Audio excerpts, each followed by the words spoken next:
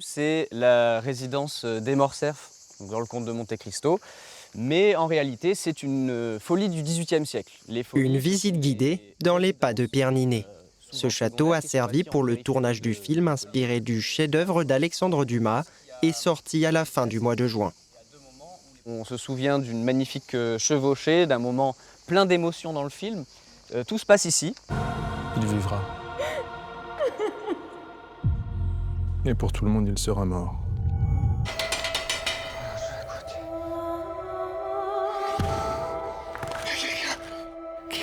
L'équipe était ultra respectueuse du lieu et du personnel qui travaillait sur place.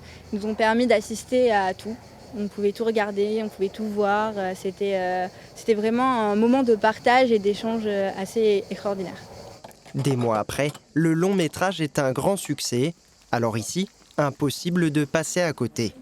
Derrière les portes du château, les lieux regorgent d'anecdotes sur le tournage. Cette pièce-là, elle a été utilisée plus comme une sorte de loge, un petit peu de secours pour faire les retouches maquillage, puisqu'ici on est vraiment au cœur de la propriété. Les visiteurs ont aussi droit aux informations habituelles sur l'histoire du château, mais ce n'est visiblement pas ce qui les a motivés à venir.